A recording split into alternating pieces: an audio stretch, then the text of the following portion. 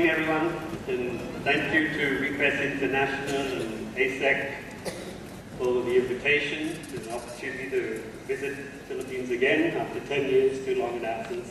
And thanks to UP for providing this wonderful venue. I think we live in troubling but exciting times. Exciting if you're a researcher and an activist who wants to do things a bit differently.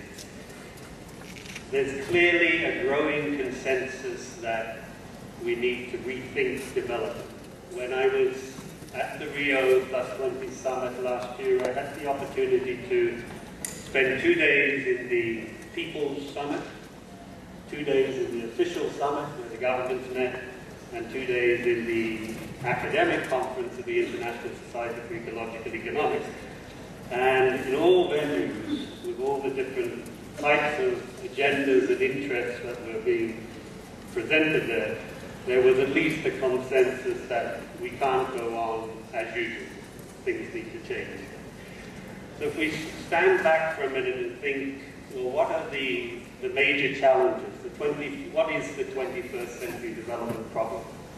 And the sorts of things we've been grappling with at UNRISD, I think are 5 or 6 issues. One is on the employment crisis related to not only the extent of unemployment, but the scale of what the ILO terms vulnerable employment, which is basically own-account workers who don't, own-account enterprises that don't employ other people plus their family members. They estimate that to represent about 1.5 billion people worldwide. The problems of growing inequalities linked to wealth, gender, ethnicity, what the Occupy movement focused on the 1% and the huge gaps between the 1% and the others. Problems of gender inequality, some of which are being addressed, but one which I don't think is receiving enough attention, which is the issue of the women's double burden. Women have been over decades increasingly into the labour force, but they still have to assume the vast bulk of the responsibilities for caring for the elderly, the household, the children, etc. The environmental cost of industrialization, of high input agriculture and consumption patterns, the problem of climate change, which we've heard about, the recurring crises, the multiple crises linked to finance, food and fuel, and I think the crisis of values and the focus very much in all mainstream development policies on the individual, and resulting from that the processes of individualization and consumerism. If we look at what is often held up in the literature on development as things that worked in the mid-20th century, linked to the welfare state in Europe, linked to the developmental states in East Asia, the so-called Fordist enterprise, which managed to combine concerns for efficiency and productivity with some sort of concerns for the condition of workers and labor rights. All these models now are under severe strain, and they were models that to some extent worked to address certain economic and social objectives. They were quite conducive to high growth. They were conducive to full male employment of men. They had, at those times, you had a formal sector that had a high capacity to absorb surplus labor from other sectors. They had fairly comprehensive social protection and welfare regimes, including the provision of social security through the workplace. But all those models generated quite severe social and environmental, particularly consequences. And what we see in recent decades is that each of those models has been unraveled through globalization and neoliberal policies and, of course, financial crisis. Now, the current sort of orthodoxy, which accepts that things need to change, what's it focusing on? It tends to focus on the economic empowerment of the individual, of individual producers, via improving their access to markets, through microcredit, through training, etc. Focuses on the development of small and medium-sized enterprises. focus very much on the sort of the for-profit enterprise, or empowering the individual producer, as I said. And when it comes to social policy, it's a very narrow interpretation or perspective on social policy, which basically focuses on safety nets and human capital formation, skills training, education, etc. In agriculture, we see calls for a new green revolution, but again, the focus is very much on sort of higher external input agriculture and market access. And there's clearly what we've been hearing here this morning, and what RIPESS has been advocating for years, is the need for another approach. And it's one that recognizes principles and the importance of cooperation and collective action. And let's remember what the benefits of collective action are. Even the economists who look at collective action, they often don't use the term social and solidarity economy, but they note some of the key advantages. One is, by coming together, it facilitates economic empowerment. In the terms of economists, it facilitates the ability to address market failures by allowing producers to better access credit, skills, resources, trading, markets, etc. It is crucial for political empowerment, for enhancing the capacity of disadvantaged groups to exert claims on powerful external actors and institutions. And it's good for solidarity, the capacity to provide for the needs and support the needs of disadvantaged groups or other groups. We also see a new set of values being talked about, as Professor Singer talked about. In Latin America, the rise of the concept of buen vivir, good living in harmony with people and the planet, happiness, which Paul Singer talked about. The increasing interest in the whole question of ethics. Basic needs provisioning has to be a central role, as Mike Lewis talked about, in relation to particularly in food and shelter. A focus on agroecology as opposed to the high-input agriculture. And when it comes to social policy, to go beyond the focus on safety nets and human capital, and really think much more in terms of redistributed social policies that have to do with redistributed fiscal policies, progressive taxation, and things like land reform. Now, this conference is being held at a critical juncture. We have the triple crises of finance, food and fuel, and climate change are causing not only civil society and streams of academics, but also elites to realize that the conventional paths to development need to change. And the agenda that RIPESS has been promoting for years is clearly gathering momentum, and now seems to be at a stage where it can influence mainstream policy and institutions. Spaces are clearly opening up about different ways of doing development. The UN is positioning, United Nations is positioning itself as a key player in this process of rethinking development. This began, in the recent history, began in the 1990s with the shift from the so-called Washington Consensus, the critique of neoliberal policies, the shift to the post-Washington Consensus, with its emphasis on two aspects, good governance and poverty reduction. In 2000, we had the Millennium Declaration and the agreement, international agreement on the 8 Millennium Development Goals, which were to run until 2015. Now it's considered that the 8 MDGs were a start, but we need to go beyond the MDGs.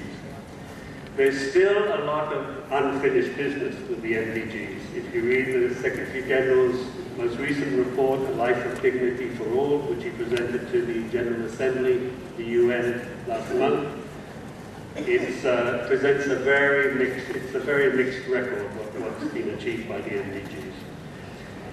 But more importantly, what's now the growing consensus that there are major limitations and gaps in the original Millennium Development Goal agenda, particularly related to sustainable development, to employment, inequality, and aspects of governance that are, whereas the original MDG process tended to be developed in-house as a sort of rather top-down and the problems and need to address the issues of accountability, and in particular corporate accountability. There's now agreement that we need to merge the MDGs with what was agreed at Rio+20 of designing a set of sustainable development goals, the SDGs. And the flavor of the month now in international policy discourse is to better integrate the environmental, economic and social dimensions of development. We need to build resilience to shocks and crisis, and to deal with the growing problems of inequality. So when it comes to sort of official development discourse, it's probably difficult to imagine a time that's more favorable to the sort of issues and concerns that RIPESS is raising. The Secretary General's report of Life and Dignity for All talks of the need for deep economic transformations, for a global partnership based on values of equity, solidarity, and human rights, and a global partnership that depends on a spirit of mutual respect and mutual benefit. And this language, of course, resonates with the language which we're going to be hearing this week in this RIPESS conference. And around the world, we see a revival of interest on the part of governments and international organizations in some aspects of social and solidarity economy. So both in terms of development discourse and policies, things seem to be moving. Doors are being opened to perspectives that not long ago were considered either radical or as being on the fringe. But we know from the history of social movements and from civil society activism that those engaged in advocacy need to tread cautiously, very carefully, when the mainstream gets interested in their agendas. When the mainstream takes up progressive agendas, there's a tendency to dilute those agendas.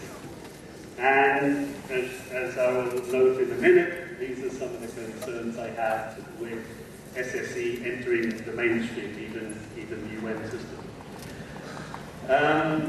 I've been asked to provide a UN perspective on SSE. So what I should point out first of all is that first, the UN is a big place. It's a very heterogeneous organization. There are lots of interests and agendas represented there. I will bring the perspective of a researcher working in a very unusual UN research institute. It's unusual because, well, first we receive absolutely no funding from the regular UN budget. But the beautiful thing is we're autonomous. So we have the privilege of not being at all constrained by normal politics, ideology, and institutional constraints that often put thinking about development in a bit of a straitjacket when it's taken up by a number of UN organizations.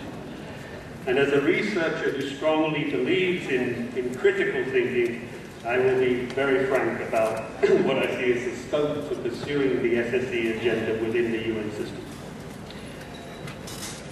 I'll start off by saying that the UN has been behind the curve when it comes to SSE.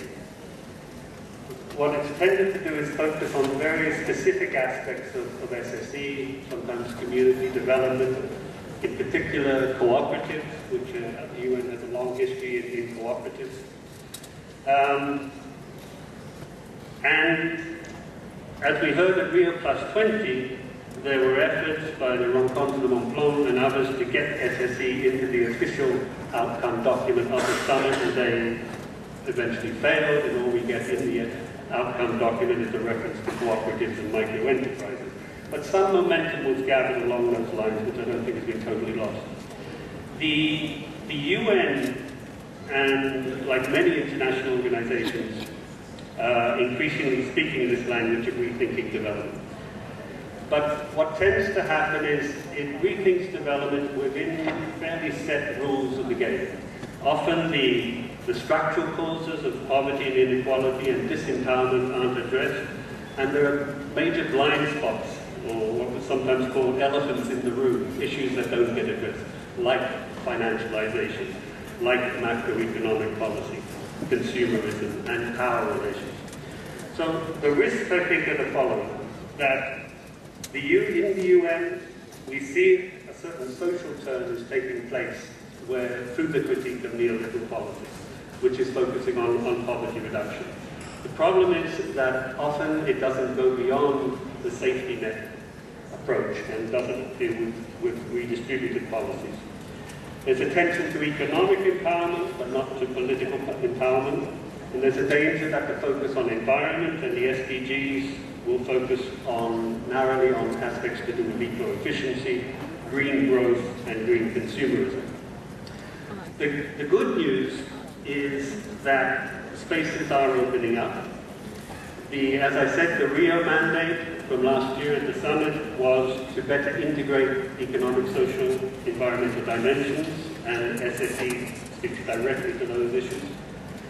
The Rio also gave the mandate of transforming production and consumption patterns and addressing inequality. There's much more of a focus on issues of gender inequality in the UN system, and employment is gaining a lot more traction. The ILO is now, under its new Director General, is prioritizing the informal economy and seeing SSE as a way of transitioning out of the informal economy.